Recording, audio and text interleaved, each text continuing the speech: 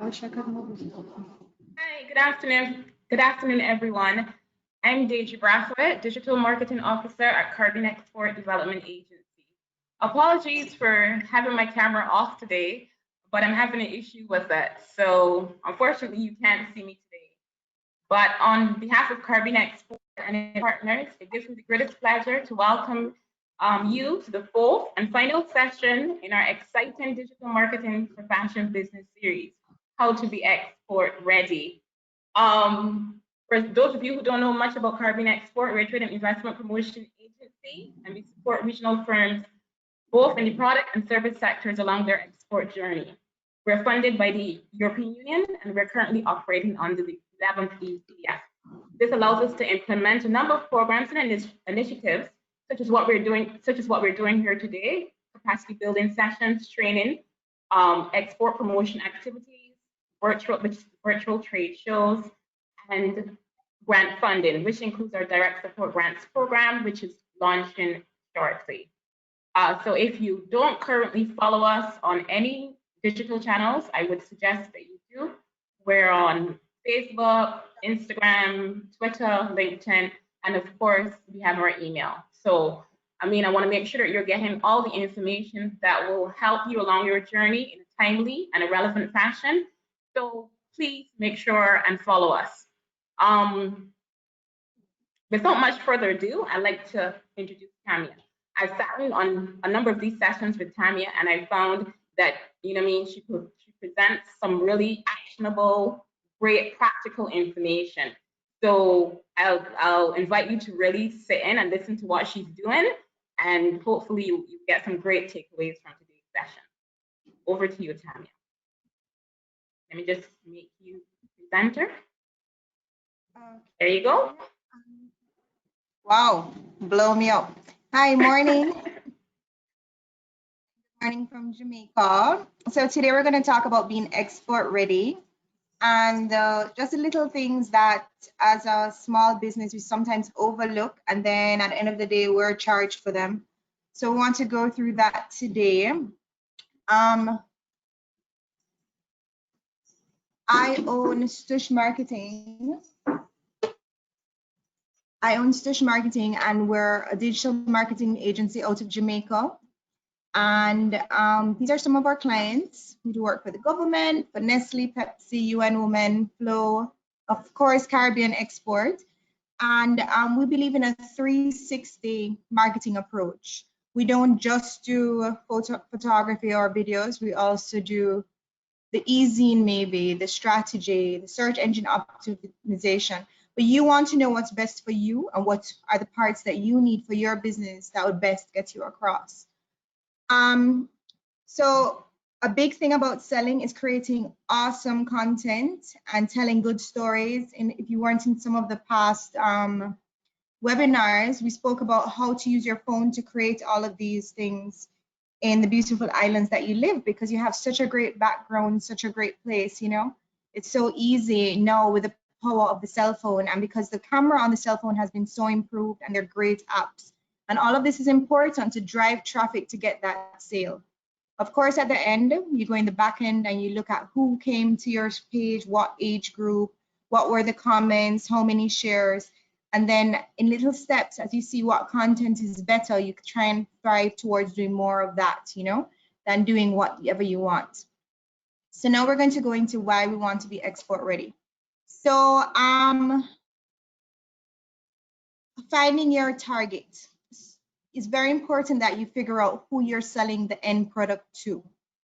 You want to learn to really communicate in their manner and with things that they enjoy.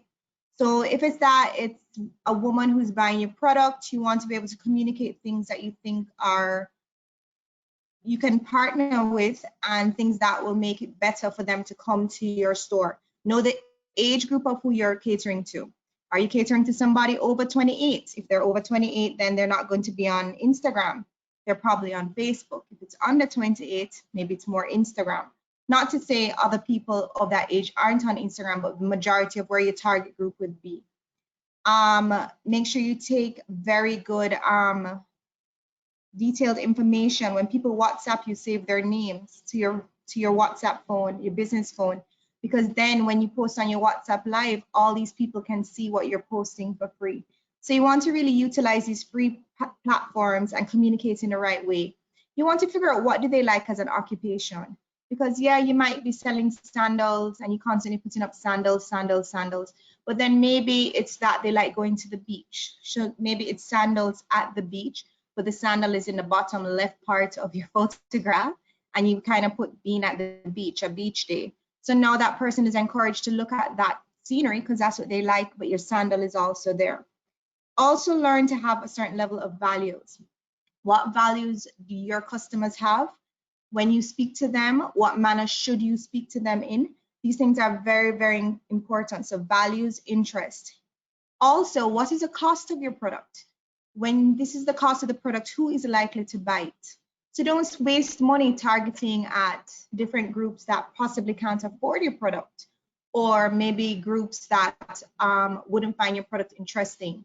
So what you want to do is you want to do small ads, $1, $2 US at a time, and learn who your audience is. So boost from the front to different age groups, different locations, and see what the bites are like, because it's a real trial and error kind of thing.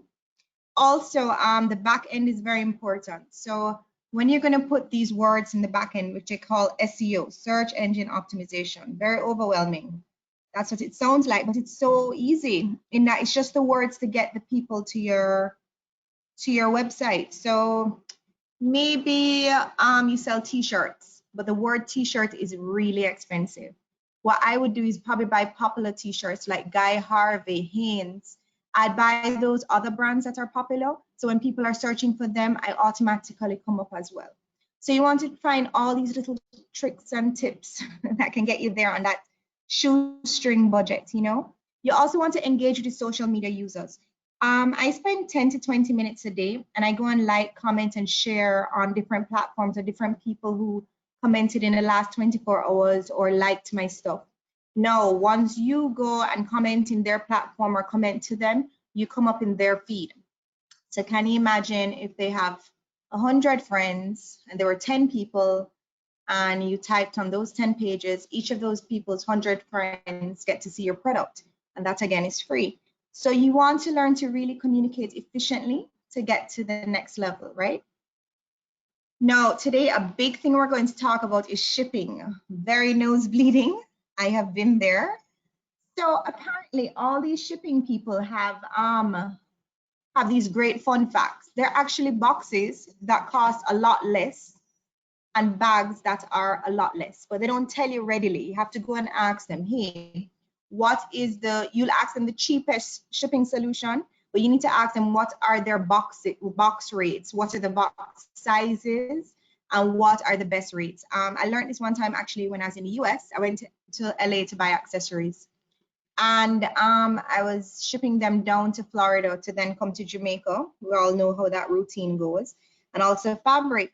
And I had it in 2 large boxes, and it was costing me around 120 US.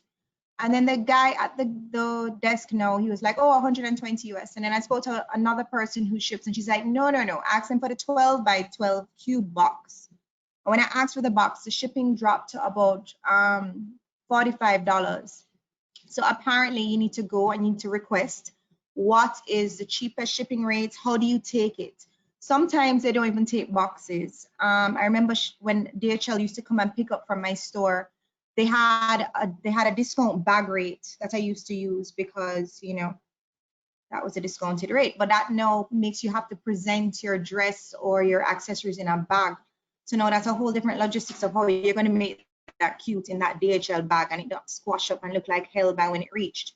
So we had to go and get a thank you card that we put in there. And in the thank you card, we handwrite our thank you card, we put some earrings in it, punched it through the card and kind of stuck it on top of the dress, wrapped it in some tissue and hope for the best. But very important, go to 3 different vendors. Go to your postal service. Your postal service is usually connected to a DHL or FedEx or one of those big people, but they get wholesale rates. So sometimes when you go to the postal service and you ask about priority mail or there's this other one, not EMS, but ask them what they have. What's the fastest shipping method? What is the what is the slowest shipping method. And then from that, now you can work backwards to see. I always put like 2 business days added on to whatever they say. So if I'm using the postal service and they say it'll be there in 7 days, 7 business days, I tell the people 2 weeks, because you know it always feels better getting it early than anticipating and getting it late, because then they're going to cuss you off and attitude, and the overall experience becomes negative. So let's try and put positive things out. So you want to go to 3 vendors and you want to ask them their rates. You want to ask them, do you have a special size box? You also want to ask them, what can you get a rate sheet? The rate sheet is very important, because you don't want to not be able to afford the shipping. So you want to know that, okay, by the bag, it's this for £2, this for £3, this for £4 or kg, whichever one they're using. And by the box, it's this, that, and the other. Then what I would do is package my biggest item in a box, get the ballpark rate. Package my mid item, get the ballpark rate. And then you write these things down, because you don't want to assume shipping cost, and then when you really get to that point, it's a negative. Okay, now the cost is not just the weight. Some of the times there are other things.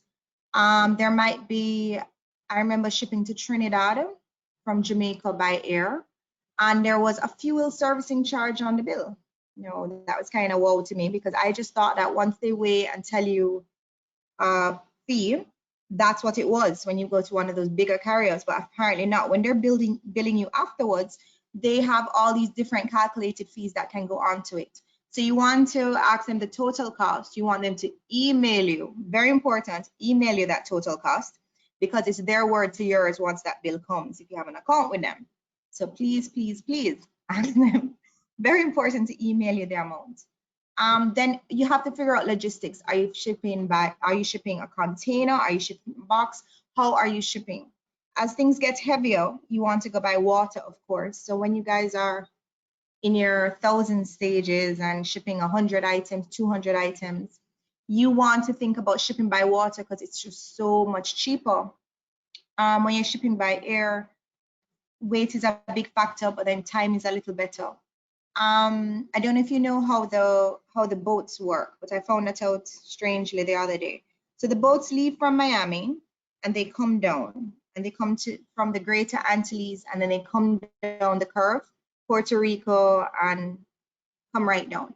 Now, the moral of the story is, I thought that from Jamaica they could go to Trinidad directly, or Jamaica to Antigua directly, but apparently not. So because of this now, it's better if I had sent it to Miami, to the freight forwarder there, and then they work out the logistics to come down, because in Jamaica, the freight forwarders wait until the container is full before they ship it. So that can be an infinite process, because if they are waiting on it to reach 100 pounds or to reach capacity, I have to wait till it reaches capacity. So now to my end vendor, I can't say, okay, a week, a month. I'm kind of like in limbo.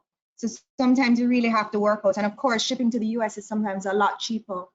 Also, some of these carriers don't go to all of the islands. That was very wonk for me as well, because Jamaica Postal Service does not go to all the islands.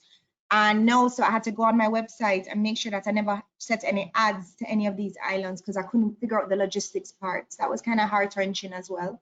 But again, most of the islands have freight forwarders out of Miami. So when I spoke to some of the vendors, I would send it to Miami, and then they send it down for me, and that was a solution. So moral of the story, long story, you need to go and just figure all of that out and speak to them and figure out your logistics, figure out all the hidden fees, figure out what shipping method is best to you, calculate it, give them some trial pounds. Like say I have a £2 dress, a £5 dress, ask them to give you back pricing, detailed pricing on those items, so you have them in a folder, so you can say, okay, well, when I ship to the United States, to Florida it's this, to New York it's this, and these are the added fees, and so on. So you can now figure out how do you pass them on to your consumer in a very polite fashion.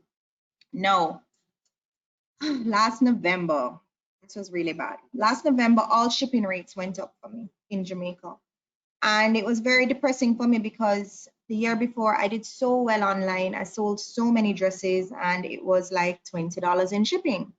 So in November, the shipping went up by $18. Now, nobody buying from me from the United States is going to spend $38, $40 on shipping. They're not about that because they're used to Amazon rates of Amazon Prime, they're used to free, they're used to all these other things. So now this created a problem for me where I couldn't pass on the full amount to the consumer. So now you have to get savvy, guys. You have to say, okay, do I offer reduced shipping, free shipping? What do I offer to know, kind of create a sale, a bigger sale, and also be able to cushion the blow of the increased shipping cost? So when I spoke with the kids that work with me, when I say kids, they're 20 something, but they're younger than me, of course. In my office, they said, why not make us cover part of the cost and keep the shipping at the same? So I considered it at first, but then when I saw that the first 5 pounds were okay, but as I started to get up to the 8 and 10 pounds, it was getting a little ridiculous now. Because the reality is my dresses are 15,000 Jamaican, which is 120 US. So when I have to take $20 out of that now to put towards shipping, so now I'm down to $100. And I still have other overheads to pay because remember, you're paying for digital ads. You guys, you have to remember to do the math. You're paying for digital ads, you're paying for photo shoot, you're paying for the standalone store you have, you're paying for the website, the web domain, all these things. So in that little dress cost, you need to take out a little percentage for that, which is your overhead. Then now $20 for shipping. So it just all became too much. And it was really eating out of my underlying profit margin. So I was just decided that last Christmas, I wasn't going to put much effort on my website on the export factor. Instead, what I did is switched all my ads to intra-island, and I delivered via this thing called Nuts for the Express. And people from Montego Bay, Ocho Rios, all of the island bought from me a packed shipped for, I think it's like $6 or $7 US to anywhere of their locations in Jamaica. And that was a better deal. So think about what deal can work for you. Think about what really is manageable. Remember too that you guys don't have your store by the post office. So you need to also think about that cost when you have to drive to the post office or send a bearer. So please really think effectively and make an itemized list to walk it through how you're getting it from your door to the postal service and postal service cost. Is your package or labeling ready for export? So now, a lot of us have finding labels is very challenging. It took me a while to find a good label at a good price, but you want to make sure that the right things are on the label and your items are packaged the right way. There are some generic labels that I had found on Amazon, and they had like, Amazon is your friend, by the way, when it comes to finding this, and Etsy. My first batch of labels I actually got from Etsy. I put in woven labels and it came up. And you just trial and error, go to different vendors till you find the vendor that works for you. If you guys inbox me afterwards, I'll go look up where I'm buying my vendor, where I'm buying my labels from now. But I think I get 5,000 woven labels for 100 and something or 200 US, something like that, but it's remarkably cheaper than before. Also figure out if your island charges, because like Jamaica was charging me customs on those labels. So you need to figure out your rights also when you're bringing in your labels, but you have to have labels in your products. Care labels are very, very important as well, because the last thing you want is to send it somewhere, they throw it in the dryer, it shrinks. It's all going to be on you, and they're going to say this person with this bad product. But really, you need to cover yourself. And you can get generic labels on Etsy that tell you how to care the stuff, that kind of thing. Sometimes what you're carrying is fragile.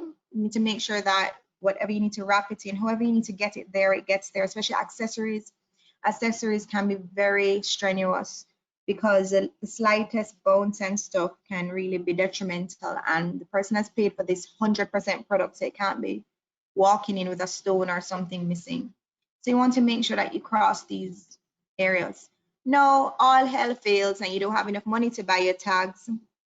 When you look on Pinterest, there are different ways to get generic tags as well as tags that you can do on your own. If you look on the one on the right, the pink ones, they have actually been hand done. So all you do is just buy that white ribbon and you can just write your name with a felt pen or something on it in a different color, and you just tack it in. We all start somewhere, but it's better that something is in there than nothing. So don't penalize yourself in the beginning. There are different ways. If you go on Pinterest, how to DIY fabric tags. So go there and you guys can find lots of great things. Now, before you buy your tags and decide on your packaging and all these different things. Hey, Hello? one quick question. Deidre here. I have a quick question. Sure. In terms of labeling, I know with other products, you have to make sure your labeling might differ depending on the market. Is that also the case for fashion? Well, for fashion, you just want to tell them really it's usually care instructions, fabric type, and sizing. You know, that's like the stippler for fashion. But yeah, care instructions. Yeah, but for clothing, I don't remember it being anything else other than that. Okay. But yeah, I just know that the care instructions were important, your label, of course, and the sizing. I've never really found anyone to really mention anything else to me, but I've only been exporting 3 years. So there could be a loophole, but no, that's all I've ever. And when you look in anything you get, even when you get a Ralph Lauren shirt or anything, that's really all that's in it. It's different for food and those things now. Yeah, unless your clothing is made out of something very exotic, like a sea island cotton or something like that, or the linen and thread count, something important. But other than that, and that should have been also on your website. So when they're buying your clothes, they should be able to check fabric type and that kind of thing. Or they should be able to inbox you and you can tell them the fabric type, if it has a stretch, no stretch, that kind of thing. Did we have any questions yet? Anybody asking any questions? Because I know we don't have any questions yet, but feel free to drop your questions here as we go along, and I'll share them with Tamia. So just drop your questions as we go along, please. So now that we've figured out the shipping routine, we now need to look on our look and feel and what can be done in it. So I think it's very important that you guys create these mood boards with your color schemes and what is your brand about, because you have to think about that first thing that you ship off is like an interview. This is the intro to you, to your brand. So you want to spend a little time kind of putting this feel together. Is your feel tropical? Is it a foliage? Is it a aqua? What are you working with? Is it more nautical? So then if it's nautical, what could you put in there? Maybe a little seashell, something, a little bag of sand. What can you put in there to make it authentic, that they remember this interview, they remember meeting you, they remember this beautiful, great gift? What are you going to do? How are you going to figure who you are? So figuring who you are is very important for when you're buying your packaging. People love to open a beautiful gift. They love to show their friends. And that's another thing you can ask them if they can video when they're opening your box, you know, little things like that. And that will give you 20% off your next purchase, so that you can create content and also make other people get excited about just how beautiful it can be. So you need to figure out what is the look and feel for your brand before you start buying your packaging. So now we've gone to DHL, FedEx, and the Postal Service. They've told us you can use a box or you can use a bag, and this is what it is. So now we know what we're shopping for. So now we need to know what is our look and feel that we are going to shop for. So figure out the look and feel, and then you start surfing everywhere looking for what you want and what really tells your brand story, because your brand story is very, very, very important. It doesn't have to be expensive either. As I told you, you could find a seashell. You could even dry hibiscus flowers in books, dry them flat. Maybe that goes on top of your dress and you buy some ribbon or cord and you wrap the dress. You know, it could be, as I said, some little ornamental things that are specific to your country, you know. It doesn't have to be something that you always have to buy. How to pack. This is a great example. Tamia, so I have a question. Sorry, going back to labels, I don't know if you can help us, but the one just asked about labels for jewelry. If you know what is required. Yeah. Okay, so the label for jewelry is usually a tag that is with a string on the box. But for jewelry, you have to tell, again, it's similar to clothing, what it's made up of. And whether it's what it's made up of is really the big thing, because a lot of people have skin allergies. So you want to put whether it's silver, rhodium plated, gold, plastic. Well, you don't use the word plastic. What's the word they use again? Resin. I see that on AliExpress a lot. They say resin. They don't say plastic earrings. Anyway, so resin or whatever. So you just need a little tag that states what it is and probably where it was made. They don't usually ask for a whole lot on the jewelry. If you think there's something specific that they need to know, maybe it's that the stones that you use are from Bermuda and they're dried, sun dried, and whatever little story, you can put the tag in the box. But it's really just what the base metals or whatever it's made up of. That's from an allergy perspective. So just think about that. Okay, thanks. I hope that answered your question, Aisha. I have another question from Edwin. Edwin is asking about boxing deals. Can those special prices apply when your product itself is already inside a box? Well, you have to think that your box has to go in their box. Because sometimes the box deal is theirs, their box that they have there. But the box deal in some instances is the dimensions.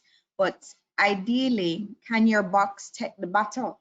Say you have a beautiful blue box and it travels from where you are to where they are.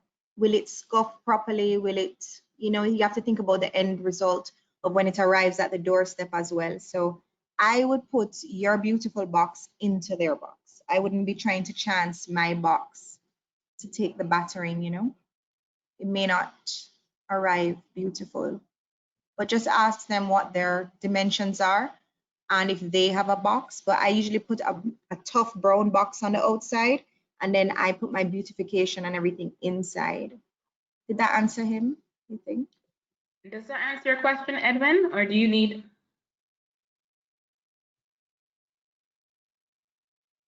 I'm just waiting for him to. Okay. Yeah, he says yes. So, great. Okay, awesome. So now you don't have to go expensive to get a beautiful finish. So even these earrings, if I'm shipping accessories, more than likely I would ship it in an envelope because the envelope is just cheaper overall. No matter where you go, the envelope or that bag thing is the cheapest way to go. So for accessories, this is a beautiful way in that you could find that signature thing that you can put on the card and just pop those earrings through it. You could cellophane them, put on things to keep them safe. You don't have to go above and beyond monetarily for packaging. Swimsuits, the best margin product.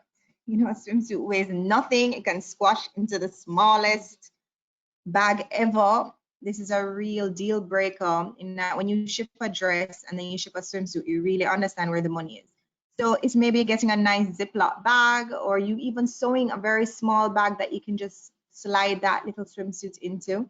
But again, presentation is everything. So think about that. Now, when I just started out and I had lots of time on my hands, when I used to do my pop-up shops and bazaars and those little things, flea markets, I would actually make these little boxes. They're very easy to make. If you go on Google or Amazon, you can get, not Amazon, Google or Pinterest, you can get these die cuts that you can then just print one, you cut it out, and you just make your thing from it. But for a few minutes of your time, this is such an amazing way to receive a gift. These little cartridge paper items, always think about details, and then you can drop it in the ugly box they want you to ship it in, I'm sure. But always think about the different little things that make a little more elbow grease, but it's just presentation, Clothing. So this is similar. This cardboard box thing is similar to what they want to give us. So I have cord and tissue. You wrap it in the colored tissue, the cord. These people are nice and elaborate. They have a nice card in there. Tell them something about yourself. So all these little things you want to think about so that it becomes an experience, because an experience gets someone else to speak about you, somebody else to get excited and to tell a friend, and it can just be very worth the effort. Now, safety of product, again, for jewelry and stuff, you need to think about not making it rock around too much. So there are these shredded, you can get shredded paper. You can buy a shredder and just shred the paper whenever you need it. A shredder is actually pretty cheap. You can get one below 50 US on Amazon. Or you can buy the popcorn that goes in there. But then some people are offended by the popcorn because it's made from styrofoam, which is not environmentally friendly.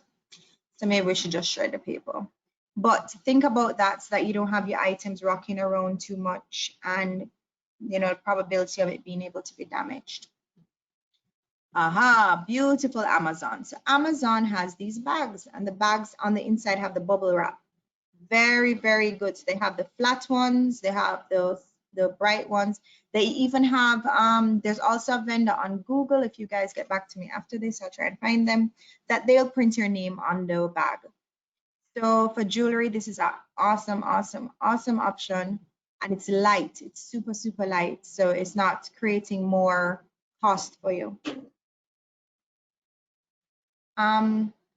Safety during transport is a big thing. So some people inbox me that do candles and soaps. And honestly, you want that natural, beautiful bag, but you want to think, hey, is it going to arrive that way? So again, you need to troubleshoot. And maybe if you could send a tester off and see how it arrives at a friend. These Ziploc bags on the right are very, very, very cheap. I think you get like 50 for $12. And then you can always order a stamp and then just stamp it yourself. A stamp is a good investment too, because the stamp, you just have to get the inking pad. And again, on Amazon, you can get your customized stamp with your name and everything on it. So say you had that whole brown paper thing going, or even any paper, you can just use your stamp as your starting point till you reach the point where you can afford to have these elaborate things that higher end brands have. And just be simple, just make sure that you touch the key points. Gratitude is a must. A thank you card. So a thank you card goes a really far way, especially if it's an elaborate one like this that looked like it went into some amount of gluing and cutting. But make your customers know that you're saying thank you. Don't send a generic thank you card. Handwrite it. You know, put a little token in it. Like I told you, you could squash that leaf or whatever and dry it, and then put it inside. Especially when even if they're, especially tourists that are coming to your island, how are you going to make that tourist have something to remember after buying your product? How are you going to wrap it up? How are you going to give it to them to make them to come back to you? Now, on a different side, that thank you card could definitely cause more business. So some of these thank you cards, drive them back to your site and give a discount. Some of the thank you cards have all your contact information, ask for a review, get a discount, but there is that transaction between you and the customer that's equally beneficial that will lead to the second sale. Now, when you guys are doing your discount, a discount can't be forever. You make sure that the discount is between, say, a 30-day period after this purchase. Don't just have the discount stretched out. I did that before, stupid. And then I used to sell, oh my God, I used to sell discounts and birthday coupons, gift certificates, and people will come 2 years later with the gift cert. Please remember the sliding dollar. So the dollar may have been 120 when they bought the gift cert. It's now like probably 145, and they've come with the gift cert. So people, please, please, please, when you have your discount and you think cover yourself legally, put that date on it, 6 months max for those gift certs. And for the discount coupons, maybe you want to do 30 days, 60 days max. But please remember, please, please, please put a date on it. Don't be stupid like me. But if I wasn't stupid, I couldn't help you guys today to get to this point. So my errors have been your gain. So here now we're going to talk about managing expectations and communicating. Of course, always try and be friendly. Always try and say thank you. Always listen to your customer. Train your staff to be patient. I have a plus size store, and not all plus, but 8 to 4 XL. And I find that in Jamaica, a lot of people say they carry plus size, and it's not really plus size, not American plus size, it's Chinese. So like I weigh 160 pounds and I'm 5'4", and I fit in a 2XL.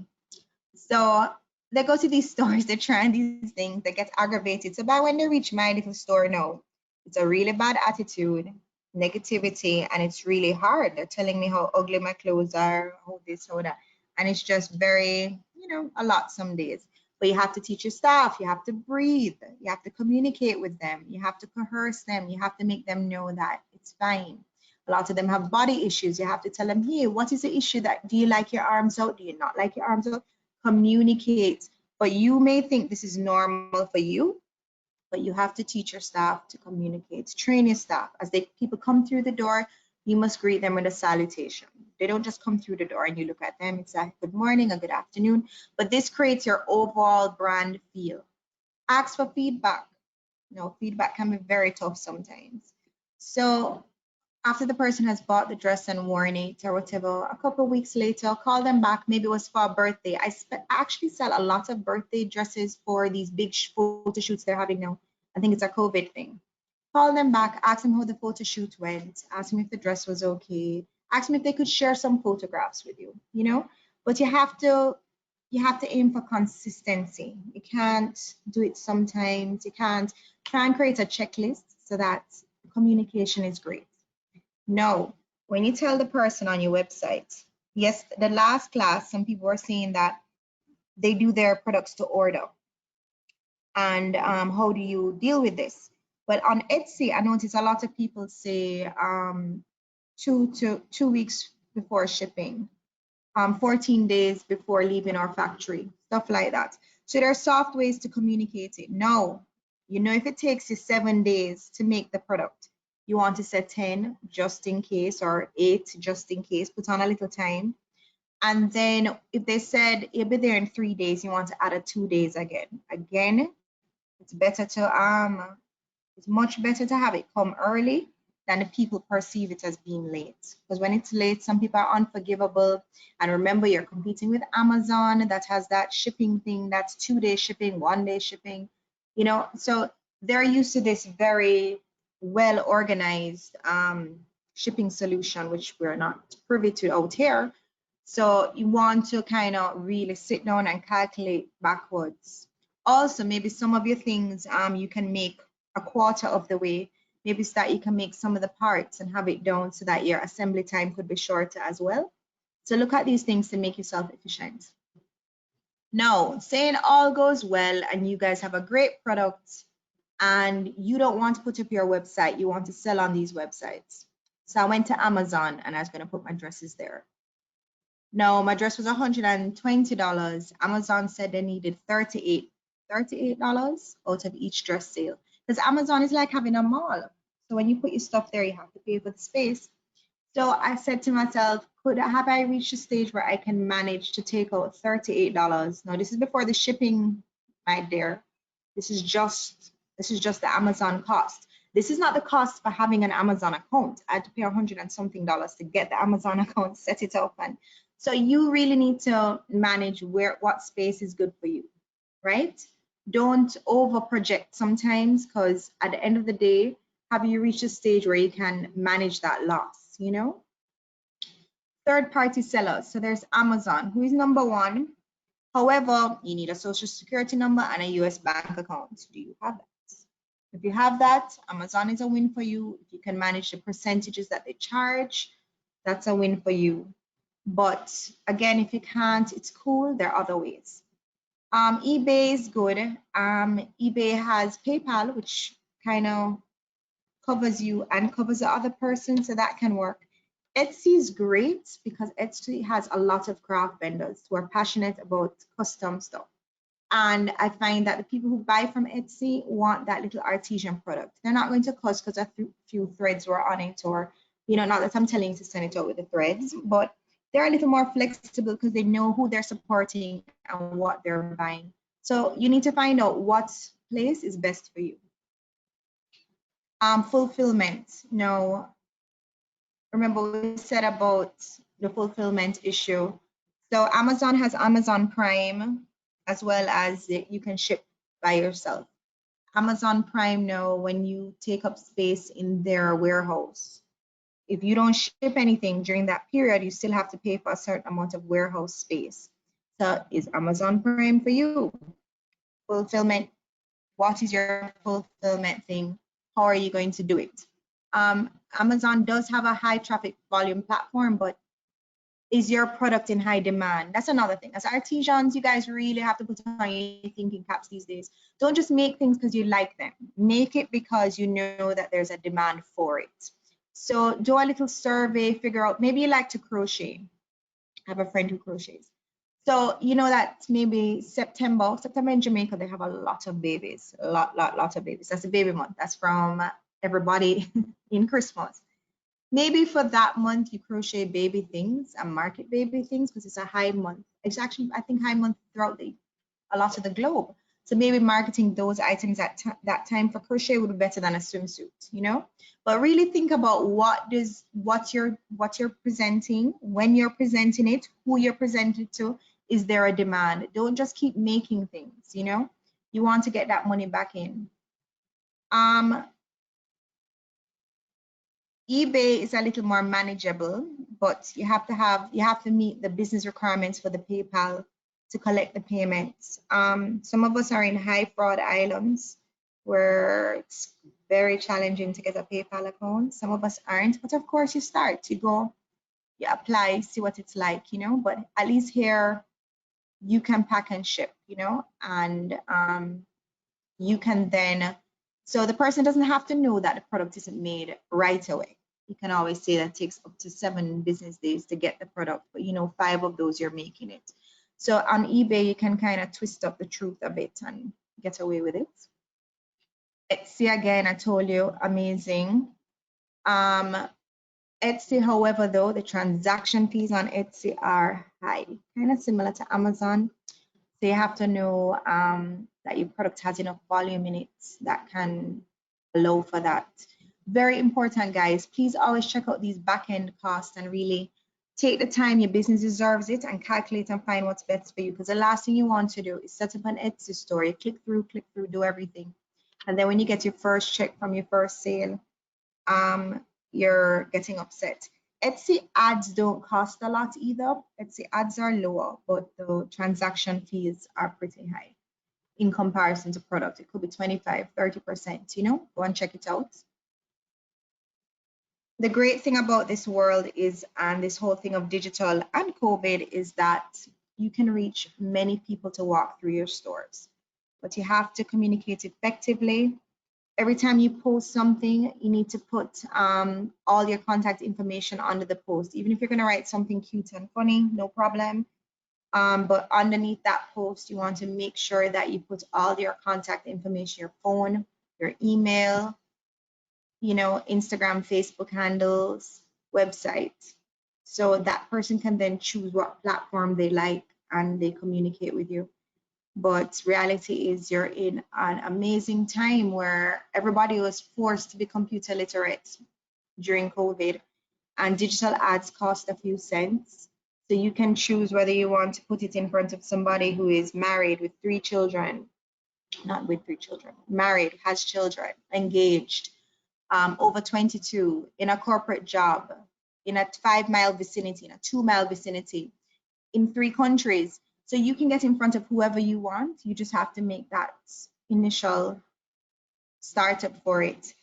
You guys have to understand that it's not going to happen overnight. You're going to have hiccups and you're going to have problems, but we all had that to get to smooth. I'm at smooth now with a lot of nosebleeds along the way, even learning to make my patterns. You know, I didn't go to a sewing school. I had to learn from the seamstresses I've hired, and sending your stuff to places and getting back, and it's not what you wanted. So you have to understand that you're going to have loss, but you can manage your losses if you guys just research a little more.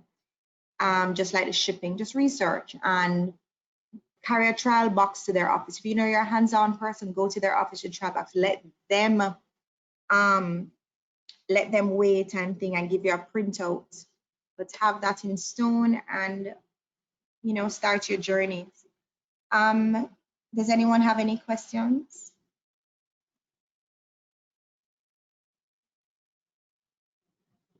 Hello?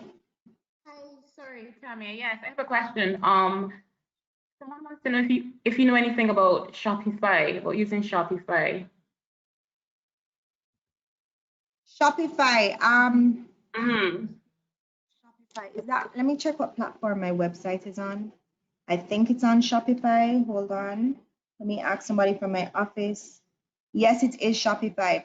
Yes, I use Shopify, but I have a US, it's by far the most beautiful website to use because you can just pay for a different template and it slides all of your things into that new template, you know? So it's very easy to from the back end as well. I love Shopify personally because I can do it myself. I'm not overly tech, but yeah, I love Shopify, but you have to have a US or Canadian bank account, I think, to collect payments. There are lots of loopholes though, because like in Jamaica, there is this loophole where there, I have to go look it up. I don't have the information today, but this banking thing where you can set up this bank account there and attach it to like a Scotia bank or something here and collect your payments. But Shopify also has the back end, which shows you you can go in there and you can see it has a lot of analytics and they're dummy proof. Like they're so easy to read. It can tell you what time of day people come to your site, what age group comes to your site, how much time they spent on your site, which was the most visited tab on your site. So it really makes you tighten up what you make. That really helped me because when I had my Shopify, I realized that I always did a lot of maxi because that's what I'm known for, a lot of maxi dresses. But then I found that a lot of people spent a lot of time looking on our jumpsuits or short jumpsuits and stuff, and we started to make more. And that really picked up sales for us on a different product that we wouldn't normally have. So I would definitely recommend Shopify. I do have Shopify for my website, and it's very user friendly. And they have these plugin apps. So there's this plugin that can collect data. The pop-up, so you can just pay an extra, what is it, $20, and you get a pop-up where everybody who comes to your site can put in their email address, whether they're buying or not. It also has the shopping cart reminder. So maybe somebody was shopping and they started to do something else. You can go in the back end and send a reminder email, or you can automate it that they send a reminder email after a day if the person doesn't come back to the shopping cart. So I would strongly recommend Shopify. Okay, great. Thanks, Jamelia. So the questions are really coming in fast and furious now, Tamia. Someone wants to know Not about short. what's that? Someone wants to know about I'm gonna FedEx and try using not bore them, make it short when I'm answering. FedEx. What? Someone wants to know about using FedEx and DHL for shipping. If you Did you hear me? I Hey. rather. If It's going in someone and out. Yes, I can hear you now. Okay, so Kizzy is asking about using FedEx and DHL for shipping. What is she asking? Kizzy, do you want to unmute yourself and just explain your question a Yes. little bit more? Ask us, let me. Yeah, that. Yeah.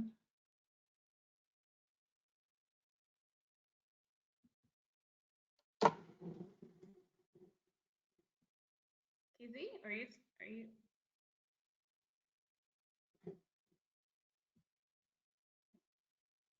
I can't hear. I can't hear her either. Anyway, she can just type in the rest of her question. You want to go to the next question and we can come back. Okay. Okay, I've just unmuted you, Kizzy. Do you want to answer your question, please?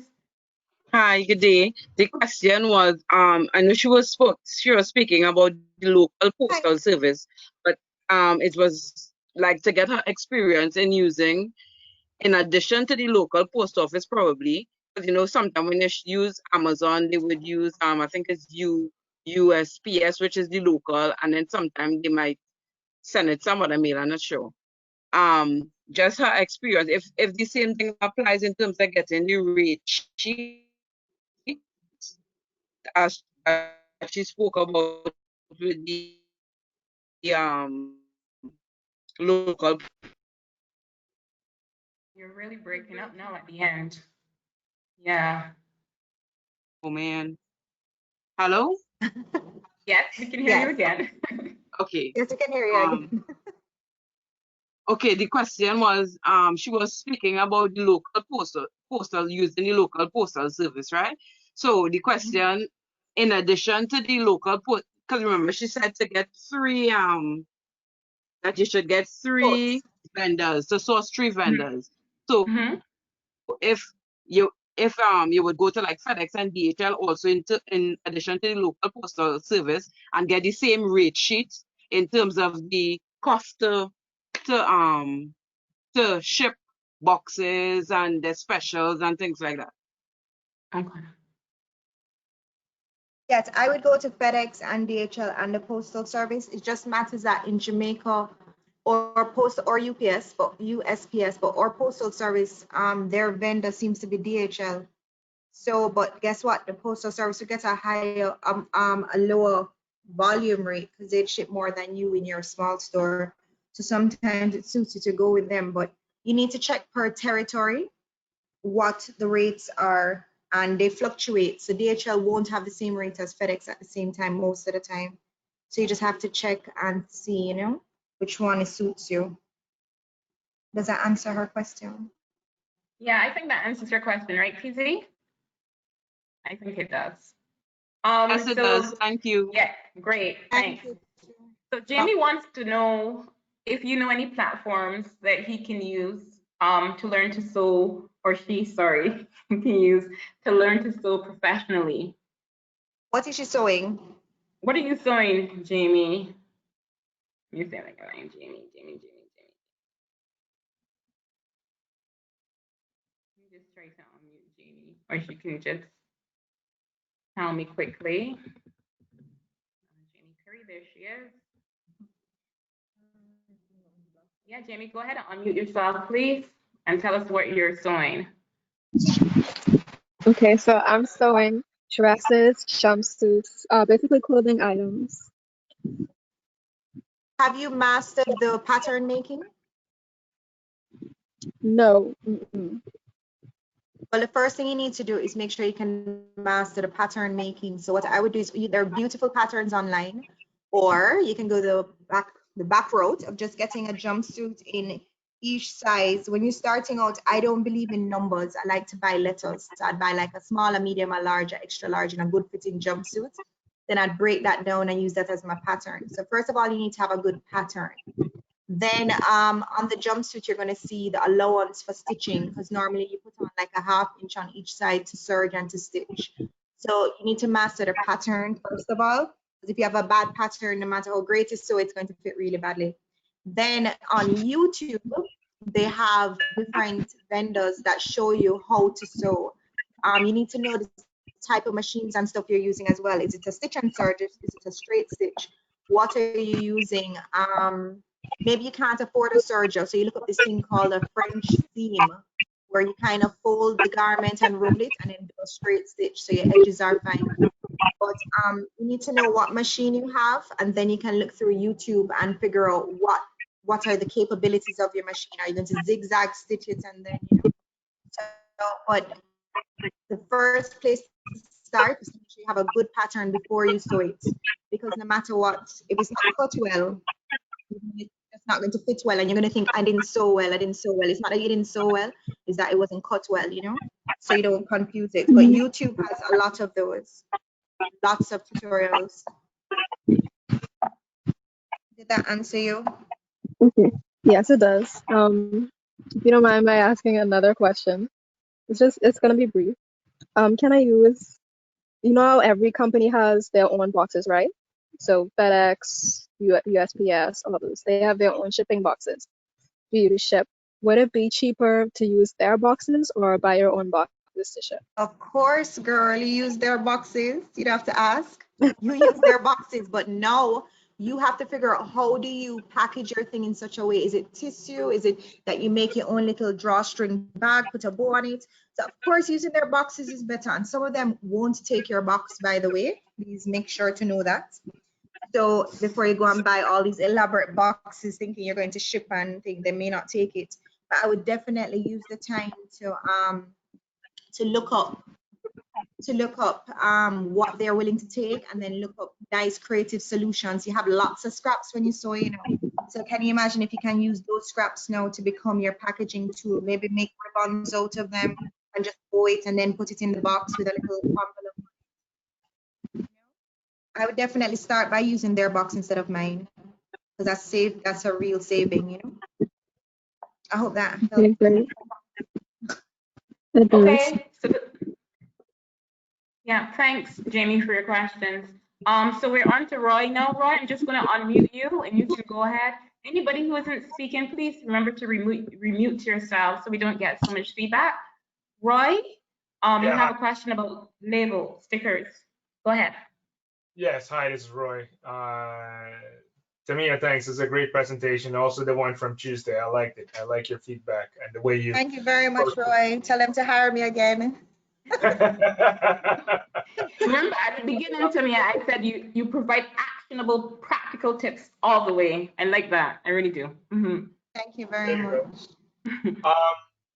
When you used your boxes, okay, in part you already answered her question, the Jamie's question. Have you also used your own stickers or labels to tag your products or thank you cards that you mentioned, the cards that you sort of made while sending shipments, but do you customize it in such a way that it's easy for you to use? In your store?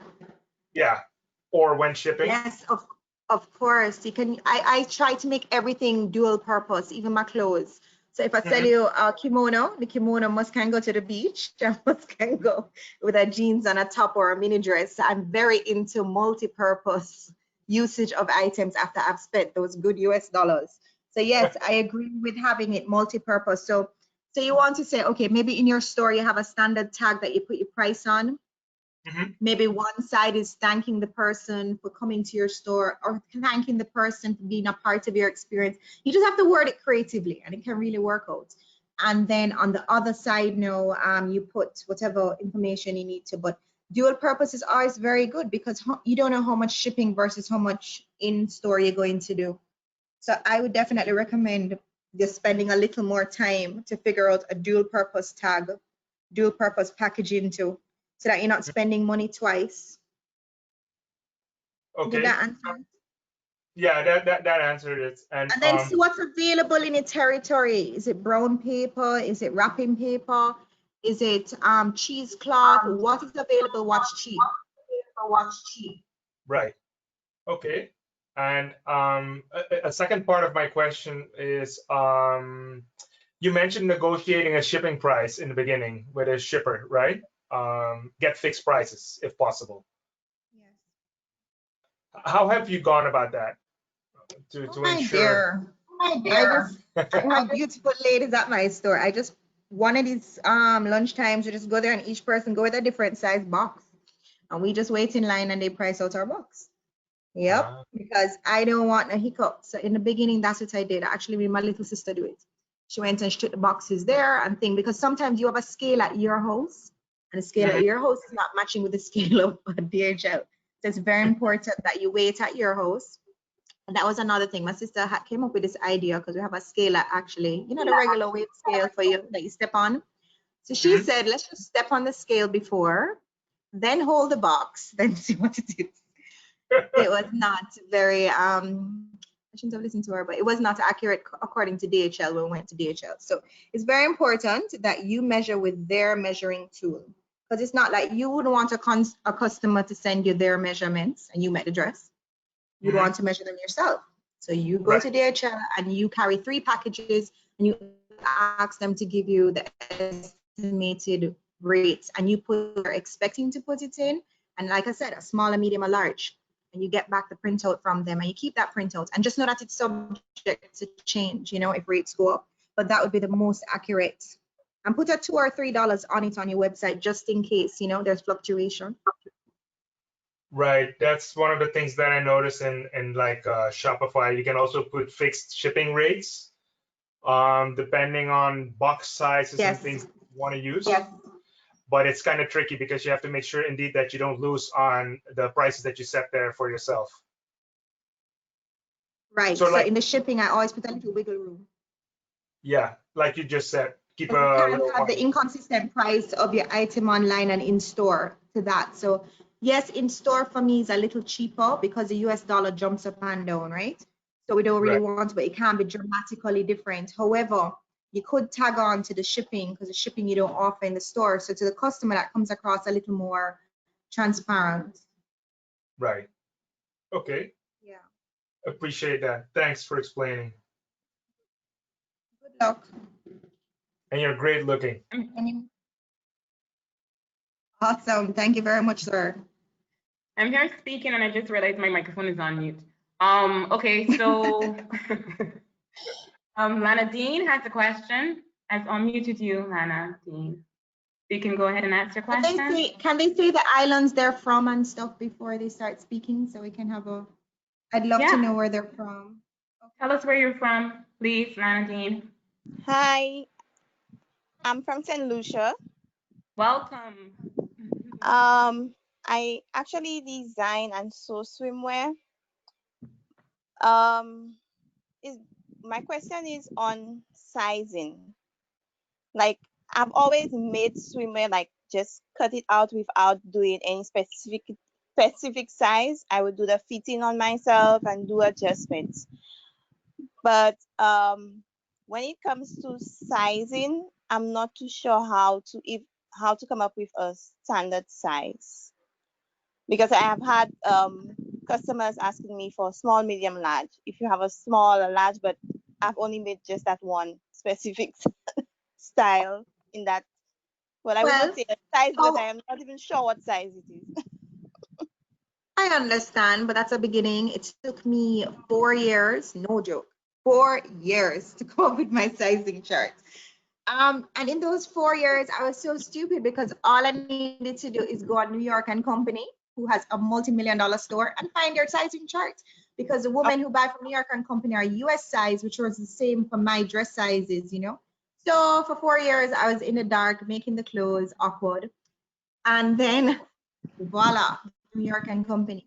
So what you need to do now is go on Victoria's Secret. See how Victoria's Secret offers their sizing. Then Okay. after you see how Victoria's Secret offers their sizing, they're one of the top swimsuit cutting and manufacturing brands. Or do you have a friend in the US? Send them to a Marshalls or a Ross when they're having the end of season sale. Have them Okay. buy you different style swimsuits. They're $6, $7, ridiculous amounts. But you know it's not the Chinese swimsuits. Yeah. So you know that it would be truer to size. Then from that now, all my patterns I make out of fabric. I don't like the paper patterns because I tend to rip them sometimes and old age. And of course, you have to remember that. I don't know if you guys have cockroaches in your islands, but cockroaches Yeah. love paper. Yeah. So you just be aware of that. So I like the fabric ones as well because I can wash them and I can write things on them. So use the fabric now and cut up the swimsuits and make the Mhm. patterns off of them. Put on that half inch for serging and stitching and make your patterns from that. So one, go to Okay. Victoria's Secret today. Look on what their hip, waist, and all of those adjustments are. No, the downfall for you is each stretch stretches differently. Yes. So you have to be very specific about that. Where do you buy your stretch from? I buy my stretch from either Spandex World or Newres from Miami. On the US, in the US. In the Okay, US. so when you're buying it, you don't know what stretch is coming or percentage Yes. sometimes. Yeah. So that's another thing. So you have to do that allowance because the stretch allowance of the swimsuit material is very different from the mesh for the tummy control and the other things. So you have to kind of like use a little time to get to know your fabrics and see how, because remember, you can't sew a stretch with a non-stretch without a certain amount of gathering or leverage, you know? So today, go on sorry, the swimsuit place, Victoria's Secret. Go on that site, look on how their sizing chart is. Two, you could wait for their sale, their end of summer sale, and buy one of every size in full suit and short suit, or two-piece, because no matter what, the crotch and hip will be the same. Yes? Okay.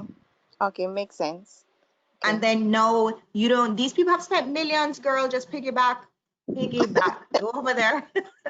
Go over there, buy those things and make your dreams come true from their patterns.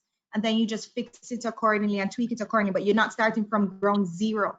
You're starting from an approved size pattern that people like. Yes. Okay. Makes sense. Thank Good you. luck.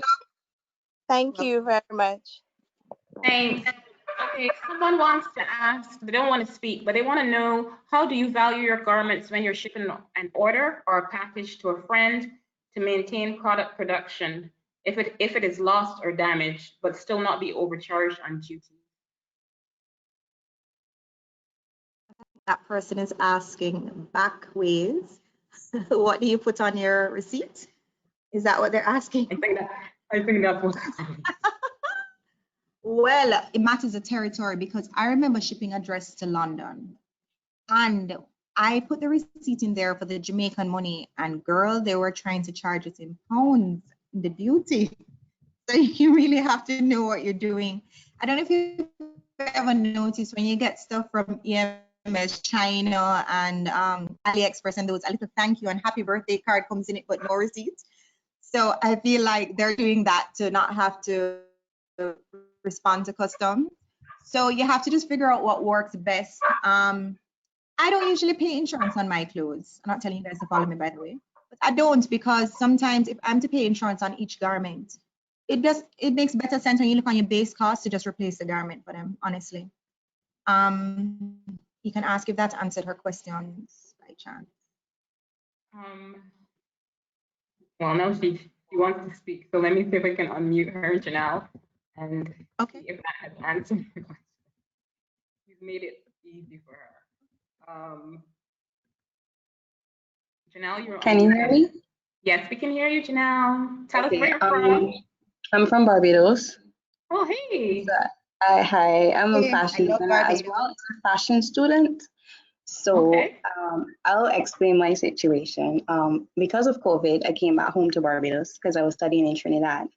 And so I had to send 2 sets of garments to be graded for my end of semester. And because like one was a dress and then the next was a suit where it was a corset as well as a pants. I had made some stuff as well, and I wanted to cover the cost. So they asked me the value, and then the guy said it was just for like protection. And I wasn't sure if it would like affect the duties when it gets there, but I told them up front it wasn't for sale. I showed them my ID and everything, and I told them I was sending it to the head of the department. So the guy told me, okay, no problem. And I showed him my passport, ID, and everything. And then he gave me a charge. So it was like 100 and something. And I decided to get a box from them. I had it in a bag already, but I didn't want to send it in a bag in case it gets damaged in sending, like you were saying. And so then he said he would just need dimensions, but he said the cost was the same. So I said, okay, no problem. So then when it got there, my head of department told me that they sent her a notification. And it was actually supposed to get her before she got the notification, which was like maybe a day or two after it. And it said that she had to pay 700 and something TT to get it cleared. So I was like, what? And what I put on it before was 7 something Barbados, but this was like including the materials and everything I used, but I knew it wasn't something for sale. So I explained that. So I didn't know that it would make a problem. So I was wondering then, like if for further purposes, like what do you do? They said that well, in the end, it's kind of like because I use DHL. They didn't say anything to the customs either. They were supposed to explain, but they didn't say anything. And they actually said, well, it's their fault on that part. And they didn't contact me either and say, well, they charged me this. They decided to pay it first and then say, well, you have to pay us back the money. So they said they can't do anything about it. So I was just wondering, how do you go about that? Because I know you send dresses and they are not cheap. So it's not like you could just put $1 for value or $20 for value. I design,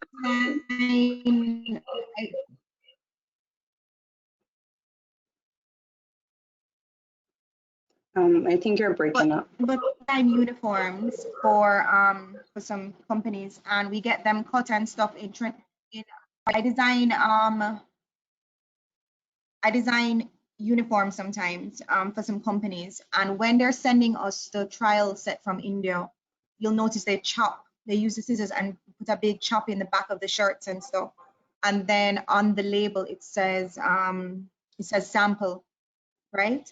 Now, DHL and FedEx won't charge you anything duty on it if it has that slash in it, because of course it can't be resold. There's a big cut in the back. But on the flip side now, for you who's sending it off as your final year, I guess you couldn't do that. But the school should have made allocations for you guys. So to me, you need to go to the school and explain to them that I'm sorry that the duty, I don't know why the duty would be so high though on 3 pieces. Next time, maybe you don't put that amount on it and make sure that you put it in US dollars. That is how, remember I was telling you what happened with London? The London thing was hurtful. So they used the Jamaican currency as pounds. So no, you want to make sure that when you're doing it, you do it in US currency. So now they have to, it's universal. Well, And they actually converted it. They converted it to 350 US on the package, and then yeah. That the duty. Well, you know, when I came to Barbados to do my pop-up, I'm going to rain on your parade right now. And I went to CARICOM and I got my certificate of my factory. I did everything. Nobody told me I needed to pay VAT when I come to Barbados. So I carried all the stuff for my pop-up. The women were amazing, by the way. 80 women showed up to my pop-up, 40 a day. They were the most amazing people I met, and they brought friends with them. But when I was going through the airport, I carried my children with me. I'm a nanny, and it was only 5 suitcases. They told me that because I declared the clothing, I can't clear the suitcases because it's over 2. That's a higher customs broker. CARICOM didn't tell me that within CARICOM, I still have to pay VAT. You need to find out your CARICOM rights too. Is Barbados and Trinidad in CARICOM? Because if it's in CARICOM, then there's some leverage there as well. But they're just all these things that you really have to like double and triple ask. The government here, nobody could tell me from the trade board, and it was just too late. So sometimes, as I said, your nose has to bleed, but that nose bleeding can be prevented sometimes if you over ask. And even when you over ask, you're really not going to learn it till you send it off. But I wouldn't have put that high target. You need to find out what their threshold is. Like Jamaica, anything $50, believe it or not. Anything over $50, you get duty on. Anything under $50, you're allowed. Yeah, so think about it when you're buying buttons and threads and finishing items. You have to be bringing them in these little packages. Then you're paying to clear and bring in per package of that $50. So it's a real math equation when you're starting out. So you just need to know your rights and know the rights of where you're shipping to, and to ask. But that's really harsh of them to charge you so much. Okay. But once customs has it, though, it's just too far. Nobody can help you. Nobody could help me in Barbados. And to just nosebleed it. So like an example of your dresses, like what would you put on your dresses? Just like a rough like idea. I just put whatever it costs to replace it. So if it's a $15,000 dress, I know it probably cost me 50 US, 40 US to make, or whatever it costs to make is all I put on it to replace it. Because that same reason, on the tag cost, it's just inflated. But try and figure out the territories before you do it and see what the loopholes are. You know, because like Cayman is cooler, up to $100. Jamaica is 50. You know, so you have to just figure out. Okay, thank you so much. You're welcome. Congratulations. Thanks, Janelle. Crystal has a question, and I think we're going to start winding down. Crystal, I've just unmuted you. Go ahead and ask your question, please.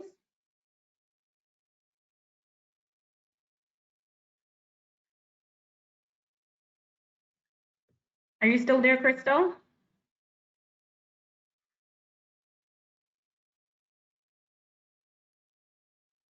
Hello? Hi, Crystal. Hi. Hi. Tell us where you're from. I'm from Trinidad. Welcome. Okay, I just want to get some information concerning how do I go about marketing in other Caribbean islands and concerning purchasing of fabric I do more uniforms for schools currently in terms of manufacturing. So I just want to step What do your out into schools other wear? islands. What do the schools You, wear? they wear short pants, squats, dresses, and skirts. What material? Mainly Is it Tetrex gabardine, right now. khaki? Tetrex. Mainly what? Tetrex. I'm not absolutely sure what that is. It's more like Where do you buy your fabric from?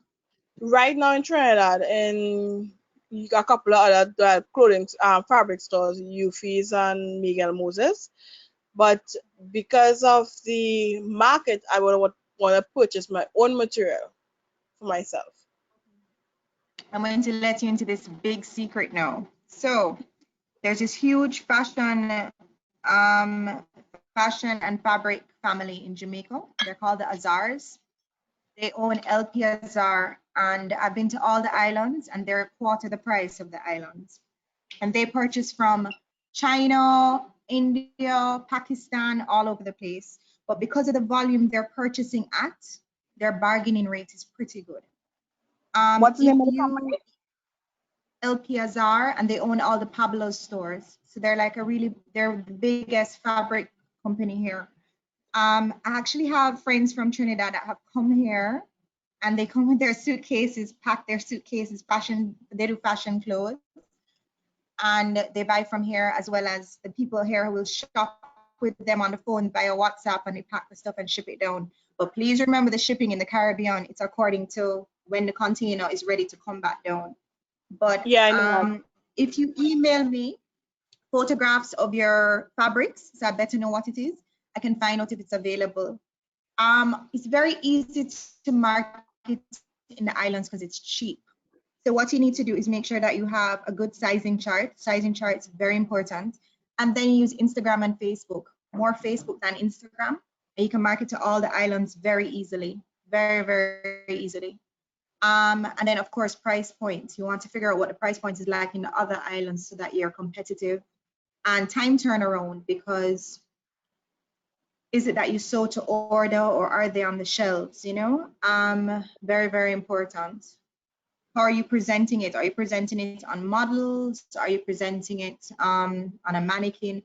How do you present it for them to see? So these are key terms to know moving into that whole exporting of it. Do you have those parts ready? Yeah, I have some stuff ready already. Because one, the market in Trinidad is quite saturated, so I'm looking to, instead of working here alone, look for other business outside of Trinidad. That's an amazing idea, because believe it or not, a seamstress is a dying breed in some countries. So that is really very forward thinking of you, very positive. So what I would do also is probably get the school names, and maybe you make miniature uniforms that don't make a lot, like almost dolly size, and you mail that to the schools and let them know that you're a supplier and you do of their uniform, you know, so you make a little dolly size skirt and top in the fabric Mm-hmm. so they can feel the fabrics and see the finishing of your stitching. Uh-huh. And you send it to the different schools and you say, hey, I'm a designer. I have a full set of seamstresses. I have a factory. I can offer X, Y, and Z. And you start that conversation. So the next road of the conversation is they probably ask you for samples. You put together a little sample book. You send it back to them. Or you could wow them. I think they'd be very well if you send them that little box with their little uniform in it, and then ask them if they'd like pricing. It's all a phone call and a reaching out. But a lot of the countries don't have the seamstresses, so that's a really good idea. Okay. Trinidad has most of them, to be honest. Yeah, we do. Trinidad is really the mecca, you know. So yeah, so put your stuff together. You can email me, and then I can help you out where I can, you know. Okay, thank you so much. You're welcome. Thanks, Crystal. So yes, Tamia is open to receiving your emails. What's the best email to reach you at, please? So is it the On hello? that purple page, Yeah, Tanya hello. at lipstitch.com or hello. Okay, so you can use either hello or Tammy@livestouche.com to reach her with your Yes, questions. and right, or you can look up on Instagram and Facebook. I'm the Tamia Carey, and you can look up on those and send us inboxes, and then they'll forward them to me for sure. Great. Thank you, Tanya. Okay, so thanks so much. Allison Francis, our services specialist, is here. So she will do the closing. Allison? Thank you. Yes. Well, thank you very much. Well, on behalf of Caribbean Export, first I'd like to thank all the participants. I know we had a very interactive 4 sessions over the several days. And so for all the persons who participated in our sessions over the last few weeks, week and a half, I'd like to thank everyone for participating, and we have excellent feedback. And from Caribbean Export standpoint, we look forward to continue to work with the fashion and the designers within the Caribbean to develop the sector. You know, with the feedback, I see there are many ways in which we can better intervene to ensure that, you know, the relevance of our work and the impact that we'll get for the fashion sector. So I think that working with Stosha work and the participants within the these webinars, it was very, very fruitful over the last few days. And so once again, thank everybody and Caribbean Exports, you know, just to underscore Caribbean Exports' commitment to the development of the fashion sector in the region, and that we will continue to work with you and see how best we can, you know, really and truly brand the Caribbean and get us even further into the international market. And even though I'm saying international market, I want to underscore the importance. And I remember, you know, one of the questions of the last callers about when your market is saturated and you think about the other parts of the Caribbean. So when I talk about the markets, I'm not only thinking about international, even the Caribbean, but how we can best develop the sector within the region and internationally. So without much further ado, thank you very much. And to all my colleagues who pushed over the last several weeks, Joellen and Deidre, thank you very much. And we look forward to continuing to engage with our designers within the region. Take care. Thank you very much. Thank you. Deidre?